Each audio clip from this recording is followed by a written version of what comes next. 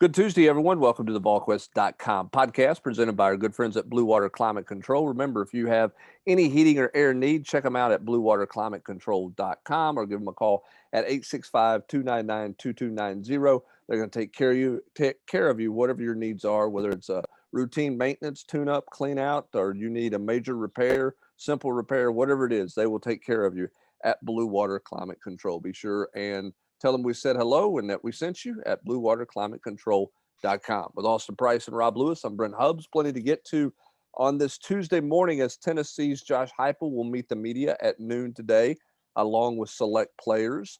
Rob Lewis, I'll start with you. Is this just the standard, we had a great summer, ready to get this thing started, no real news coming out of Josh Heupel today? Yeah, I would say for the most part, especially since he talked just less than a week ago or less than 2 weeks ago at SEC Media Days, and probably he's going to face a lot of the same questions. Maybe more of a deep dive since it's all local people he'll be facing here. I'm sure maybe he'll get a little more specific on individual players, their progress, what he's looking for from transfers. But I would say for the most part, it's like you said, we worked really hard this summer changing the culture, and excited to see what we got here in a few days. Yeah, I mean, there's been a little bit of roster news, Austin, with the news of Austin Pope and Riley Locklear. Locklear was, fighting to be in the two deep, I guess, and Pope was a guy who had played a lot of snaps and was going to factor in for Tennessee as a tight end. But neither one of those bits of news caught this coaching staff by surprise. And I think at the tight end spot means more pressures on Miles Campbell. He had a good spring. He needs to come out of the gates flying, don't you think, in August? Yeah, I agree. And just more opportunity for guys like Jacob Warren and Princeton Fant, who honestly I think fit this offense way better than Austin Pope did. I mean, Austin Pope, when he was in high school, Brent, super athletic, but, he is a 50-year-old man in a 23-year-old's body. I mean, he hadn't played in 2 years, didn't play last year, really hadn't played a whole lot of football the last, 3 or 4 years because he was even injured before he kind of had that nice stretch run in 2019. So, I mean, is it a loss? Yeah, I guess so. Warm body. I mean, it's not like he caught a bunch of passes. He didn't catch any touchdowns during his career. Then you throw in, Riley Locklear, and I mean, he's never really factored. He's played a little bit here and there, spot duty. And again, I just feel like when you looked at him in spring practice, Brent, and I know you guys weren't out there, I was. He looked like he was 250 pounds working off to the side. It was like one of the, when those offensive linemen quit playing football and they're like, I can trim this weight. I don't have to eat 1 million calories to stay at 300 pounds. That's kind of where it felt like he was in spring. He just looked so much smaller than everybody else. Yep, and obviously wish both those guys the best. I mean, Austin Pope fought through a lot a couple of years ago to help Tennessee, particularly in the run game. They asked him to be basically an extra offensive lineman, and he willingly did that and helped Tennessee's run game a great deal, and particularly down the stretch of that year for them to get bowl eligible. But more opportunities for Miles Campbell. We'll see how the two deep on the offensive line shakes out because, again, Riley Locklear was going to be fighting to try to be in the two deep, which is another reason why I think he walked away from the game after all of the surgeries and the injuries that he had. So let's talk about Wednesday a little bit. You can't have pads. I know, Austin, we had or we've got the preview that we're going to run a little bit later today, just kind of talk about what we're looking for. But I mean, what do you try to figure out about this team, not just on Wednesday, but the first 3 or 4 days of this team's practice? I mean, we get to watch Wednesday, Thursday, Friday. Are we going to learn anything about this team in 3 days? I think you're going to learn, what do these new guys look like? Do they look like they can help? That goes a long way. I mean, you're not going to know for, a little bit whether they can actually help because, football is played in pads, not played in T-shirts and shorts. But I think you'll know, hey, that's somebody that can help this football team. You when you see a dude, you know it when you see him. So same thing like Brandon Turnage. You get up there and he passes the eyeball test. He looks pretty good running around. That's at least a step in the right direction. Doesn't mean he's going to be an all-world player. Justin Martin passed the eye test and then just, struggled to put it together on the field. But, I think you're just looking for guys that pass the eye test. I think that goes a long way to seeing whether Tennessee's got some guys that can potentially come in here and help them. Well, nobody's ever passed the eye test better than Darrell Middleton, or somebody like Chris Darnold, for that matter. I mean, those are guys that pass the eye test. So Yep. I don't think you're going to learn a ton. Yeah, I mean, I'm looking forward to the first routes. Looking forward to the first routes versus theirs. Is that what you said? Yeah, I am. Can't wait to get Jesse Simonton's take on that when we get the video up. Well, there'll be a lot of deep dives on the quarterbacks, because that's what everybody's going to be talking about from the first rep that those guys take on the practice field on Thursday, and we will. I mean, I think Josh Heupel's made it clear how he's going to manage that quarterback room early on. We'll see how quickly somebody can separate them, or a couple of guys can separate themselves from the pack in that room. We all believe that Harrison Bailey and Joe Milton would expect it to be those two, and we'll see how quickly that sort of separates themselves in terms of the reps that they give, or if Josh Heupel is going to continue, which he said he would not, with everybody gets equal reps. I think he wants to pare it down pretty quickly. So we'll see what happens, with that over the course of the next 3 or 4 days. The first couple of practices, we're going to get more access than we normally get. I'm interested to kind of see everybody's hot takes, like not just the guys with us, but like everybody, because I don't know how many times you go through a practice and, you look up and like somebody says this person had a good practice while, somebody else felt like they didn't, or, you know what I mean? Like just kind of, because everybody's, is anybody going to be over on the defensive field? Everybody's going to be watching these quarterbacks. So every throw is going to be, really analyzed and scrutinized, and it's going to be fascinating. And the fact that they're letting us watch so many periods, I think they want the message out there of who is. They don't want any kind of misconception out there, because I think the coaching staff's very, very well aware that this quarterback thing is going to be talked about a lot during fall camp. So I don't think they want to pull punches there. I think they would kind of want everybody to see who's doing well. If it's Harrison Bailey, it's Harrison Bailey. If it's Joe Milton or Hendon Hooker or whoever. Yeah. And when's the last time we've had a legit quarterback battle? A legit quarterback battle? I mean, I think we probably all thought that the Guarantano-Dormady was a legit battle. And in hindsight, I don't think that was the case. Yeah, I agree with that. I mean, legit. You had the whole deal in 2005 where Rick Clausen outplayed Eric Ainge in fall camp. That's probably the biggest one. I didn't win the job. You had the Eric Ainge Brent Schaefer deal the year before in 2004. That's a good one. But that's when Phillip closed practice down. That's what, not closed it, but limited the viewing. Up until 2004, we saw every period of every practice. But he used the two freshman quarterbacks as kind of reasoning for channeling that deal down. And so, you heard a lot of talk about who did this in practice and who did that, but you did not get to see all of that. I vividly remember. And it all went downhill after that. We can blame that on him. That's right. We just blame closed practices, limiting that. I remember standing outside getting ready to interview players in 2004. They had practiced on the baseball field that afternoon, and there was all this buzz from people about some scramble play that Brent Schaefer had made. And it was one of those deals where, everybody thought he was going to be the guy immediately. Of course, he started, but everybody talked about how he had separated himself because he could move and how well he ran around. And of course, Ainge comes on and plays, the way he does at the games, and obviously was terrific in that Florida game, and, goes to Athens, Georgia, and beats a top 5 Georgia team as a freshman on the road.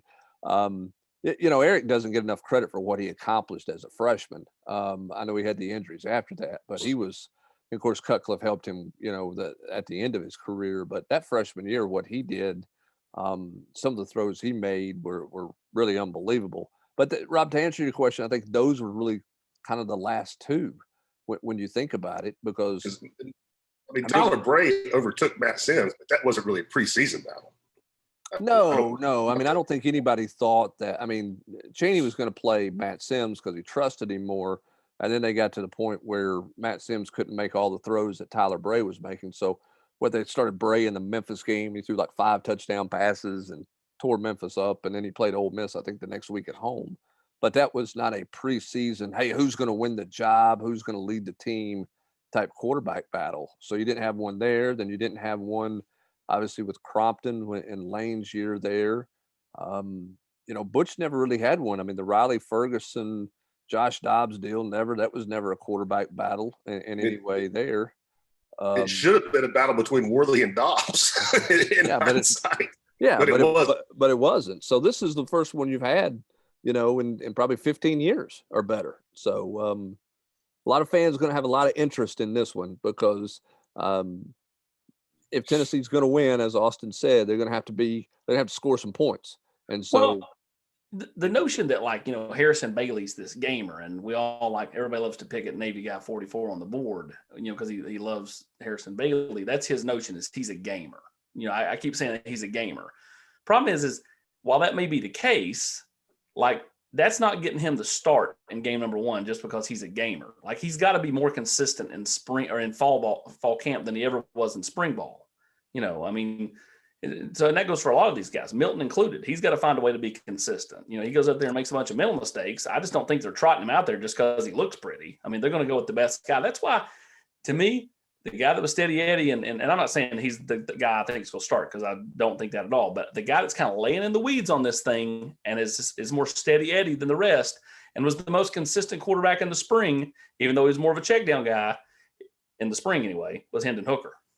Well, don't you think that this battle, no offense to routes versus air, one-on-ones, I mean, this is about scrimmage. This is about who plays well in the scrimmages. I mean, you cannot be maybe not the best practice player in some of those early periods, but it's how you do in 7-on-7s periods. It's how you do in the 11-on-11 and how you do in the scrimmages. That's to me, that's the separator, particularly the scrimmages. Who can, with a coach standing on the sideline, not behind them, who can run this offense and be the most consistent player in 3 or 4 scrimmages in the preseason? To me, that's how you win this job. That's not to say you can be bad the rest of the practices, because you got to earn your scrimmage reps, but you're going to win this job based on your scrimmage play, in my opinion. Now, Josh Heupel's never told me that. Nobody's ever told me that, but that's my takeaway. Well, they'll get enough work done even in non-scrimmage settings where they'll do 11-on-11 work that I think you couple all that together. And I think you hit the nail on the head. It's kind of like we were told that Josh Dobbs wasn't ready either. Josh Dobbs was terrible in practice. I remember seeing clips of him during those fall camps, from people over there that would show me the clips, and he just struggled, but again, got in the game and run around, and his arm got better over time. And, I think Tennessee fans would take Josh Dobbs at 99 out of 100 times right now. Yeah, and with a mobile guy too, that you just don't see everything he can do when you're not playing live. That's right. That's a great point. Yep, great point. That's what Hendon Hooker was in spring, I feel like. I mean, part of his game is the ability to move around, kind of like Dobbs. And he constantly had a no contact jersey on. Yep. So I don't think they let any of those guys get hit, but that's another element that Josh Heupel and his offensive staff have to sort through in this fall camp as they try to find their best 11 guys offensively and defensively. And offensively, it all starts at that quarterback position, which will be the focal point in the storyline of this fall camp, which gets underway later today with Heupel and the coordinators and players meeting the media and in Tennessee to the practice field on Wednesday morning at 9:00. And we'll have obviously full coverage of all of that later today. And then obviously on Wednesday as well, with practice highlights, photos, quick takes and observations and all of those things we'll have for you. Plenty of coverage. Remember, all practices are going to be 9 a.m. morning practices. So you're going to get lunchtime coverage instead of supper time coverage in terms of when it all hits out there, which will be a little bit different. But I think people are certainly going to enjoy all of the coverage that we have coming up for them. All right, let's go to recruiting right quick. Austin Price, Tennessee got busy on the recruiting front and got things done. They pick up the safety from Georgia. They pick up the linebacker from Kentucky. They get Addison Nichols. Caleb Perry and Addison Nichols, not a surprise. Little surprise with the other. Let's talk about the 3 commitments. What do you think of them? Well, the 22s, let's start with the 22s. Addison Nichols, highest ranked recruit in this class. And I think a great get for Josh Heupel and this staff. Again, I said it the last month that when the kid grows up going to Long's and knows Miss Ruthie cooking the hamburgers, you got to land those kids. And you look back at the last several years. Obviously, they lost Cade before they got him back. They lost Tate Ratledge, and his grandmother was a diehard Lady Vol, and his dad peeled the Tennessee decal off his truck. Like, they've got to start winning those again. They could never, even though they tried, could never get him play for Evan Stewart, the wide receiver out of Frisco, Texas, whose younger brother and parents all have went to Tennessee. But they're able to land Addison Nichols. I thought that was huge. Southern Cal made a deep, deep run at him.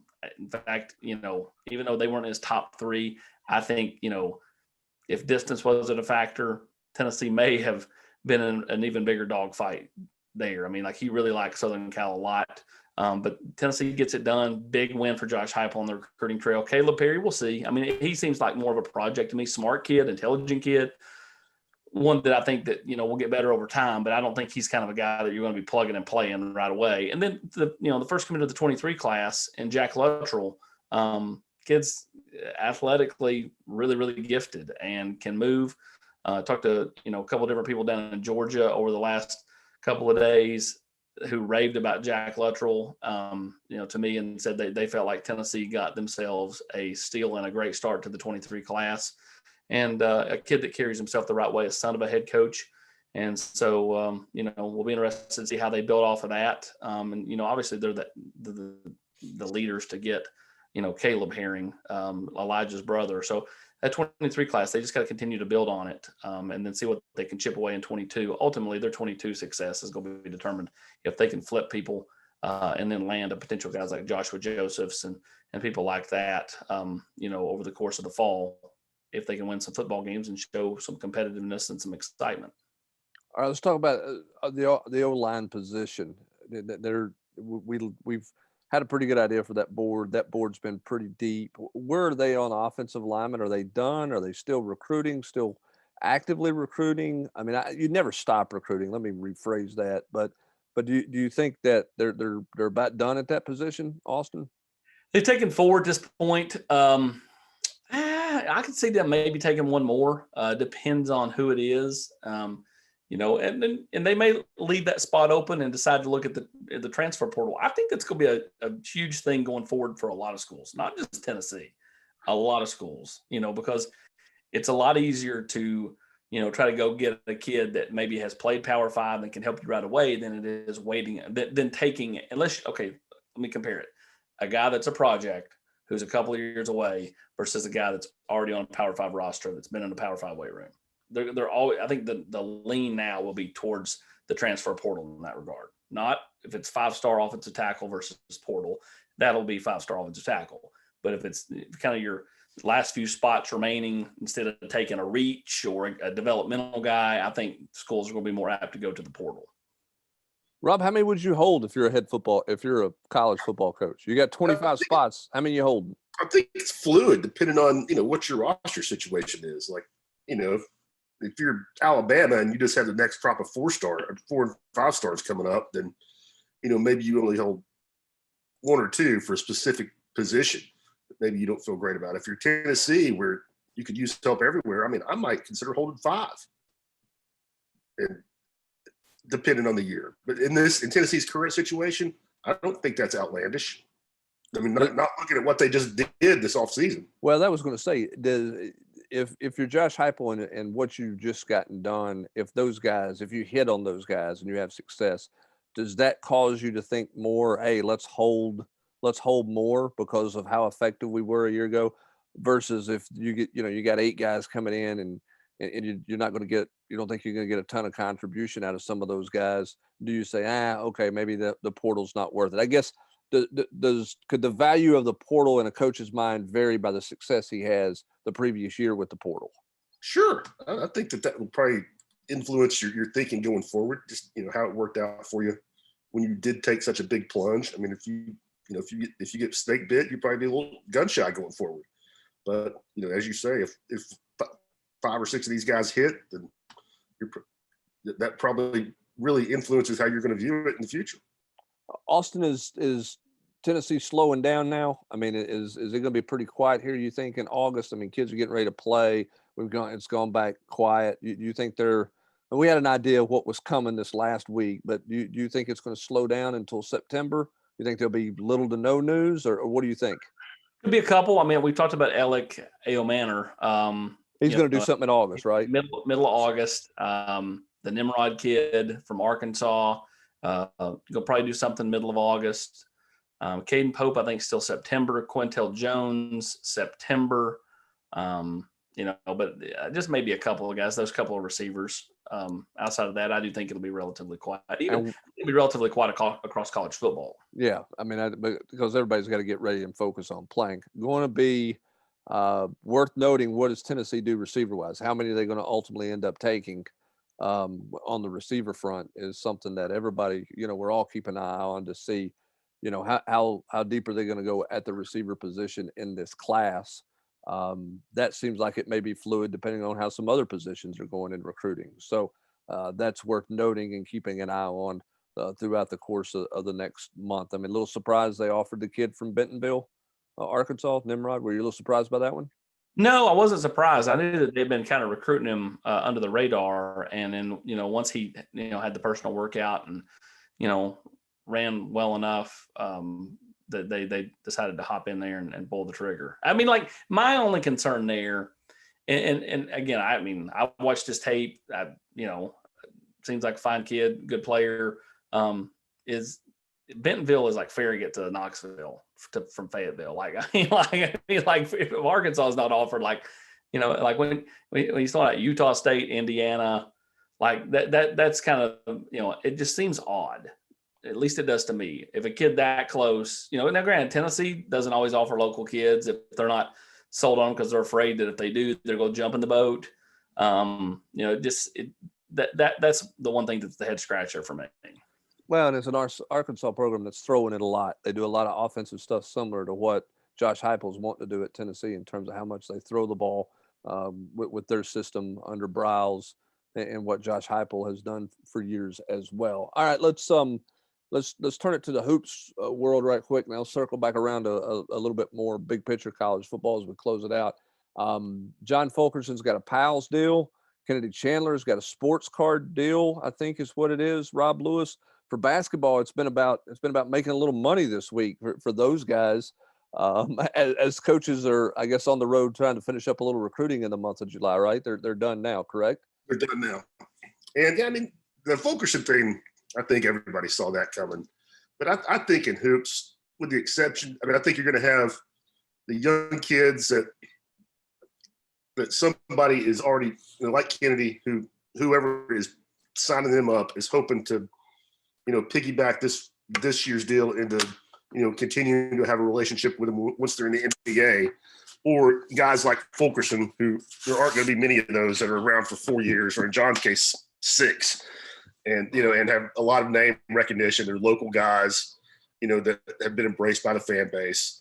So to me, I don't think you're going to see a lot of it, just because, again, I've said it before, there's not a lot of freshmen and condition like Zion Williamson or someone like that. Those guys don't come around very often, and there aren't a ton of good, productive, all-conference caliber players that are around until they're seniors like Fulkerson.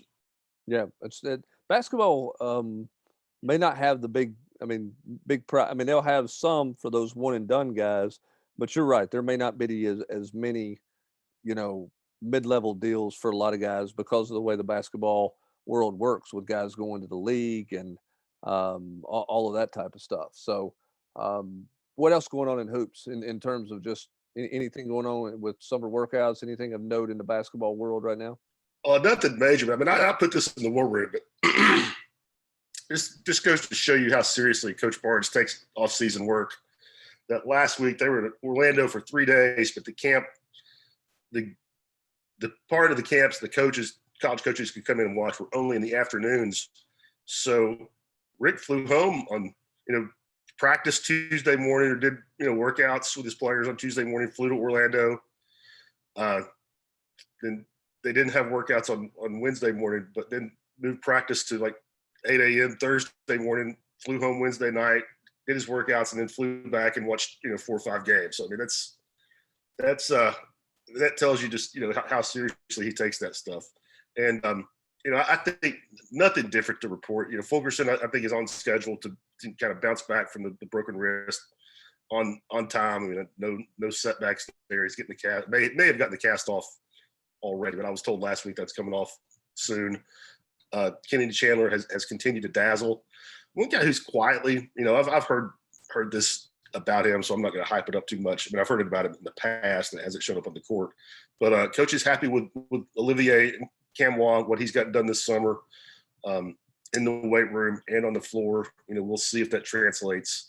And Huntley Hatfield, the way that the talk about him in July compared to June really kind of shifted gears about, and not so much in his skill set, but just the way his mental approach to practice. Not that he was bad or anything, but in June, but just he was really learning how to work, and that impressed the staff. All right. So as we close it out on and close out this podcast. Whoa, we got to give the update on Mac McClung. He's with the Lakers. It's a big deal, Rob. I did not even know that, AP. Him and LeBron James, 1-2 punch championship. Flown under my radar. All right. As we close it out, let's swing back to college football. We don't know how true it is or it isn't, but what do you make of the story that Clemson and Florida State might have reached out to the SEC about joining the league? It's not shocking. I mean, you called it, Brent. You said this. Listen, they're not done. It's going to be further expansion. So, I mean, it's not shocking, and those two make the most sense. Florida State, they want to be a big timer. So does Clemson, and they're stuck in a league where they just, it's hard to separate. Clemson has been able to win some national championships, despite being in the ACC, and Florida State obviously won one, less than a decade ago. So those two make the most sense, because, they have been able to get to the top of the mountain in somewhat recent history. Yeah, I mean, this is a little hyperbolic, but Clemson's almost like Gonzaga in football. I mean, with how far the ACC has fallen in recent years. I mean, they managed, like AP said, it really hasn't slowed them down. But, they play in a league where, recently the gulf has been pretty vast. I know they've been upset a couple times. Pittsburgh got them a couple of years ago, but by and large, it's just non-competitive for them in their conference. And I've always thought Clemson fit the SEC. Forever. Can't make that how many would that make it? If they both come 18. Yeah. Take it to 18. I still think it's going to end up at 20 with 4 or 5 team pods when it's all said and done. I think that's where it's going to get if enough people can get out of their deals. Now, the question is, can somebody like Clemson, Florida State get out of, how hard is it to get out of their deal with the ACC? But got a lot of money, and everybody wants to be with the group that's going to dictate the direction of college football. And that certainly looks like at this point in time, it's going to be the SEC with the way that they're going. So I just think there's so much more money in a potential SEC playoff before you get to the playoff. Honestly, if you're a program that's had some success, that just sounds fun. Like, kind of have that, do the semifinals at the home stadiums and then take it to the, to Atlanta for the championship. And I would also guess that Clemson's thinking has really been influenced by the expansion of the playoffs. Now, I think that was a strong argument to stay in the ACC, as their path to the playoff every year was just so easy. And now, you don't have to go 12-0 to get there. Yeah, that's and both those teams, I think, their thought process probably changed because with Texas getting in, even though Texas A&M is already in the league, South Carolina and Florida have less of an argument. That's true, because South Carolina would certainly protest Clemson. Yeah, and they now they have an argument. Right, A&M voted for it and everything else. I think at the end of the day, it comes about money. I will say this: you're right, AP. You get 20 teams in this deal, that'd be a hell of a run to win a conference championship. It'll be a serious run to win a conference championship in this league if that's what it turns into. Bottom line, the landscape is changing essentially daily in college football and college athletics as we keep a close tab on what may or may not happen further with expansion. We know obviously Texas and Oklahoma are coming. Certainly feels like more teams are coming sooner rather than later. But for now, what is happening sooner rather than later is football at the University of Tennessee. Fall camp opens up tomorrow. We'll have full coverage of that, full coverage later today of Josh Heupel, his coaches, and his players as they meet the media for a preseason media day. That's going to do it for this edition of the Blue Water Climate Control Volquest.com podcast. For Rob Lewis and Austin Price, I'm Brent Hubbs. Thanks for joining us. Have a great rest of your Tuesday, everybody.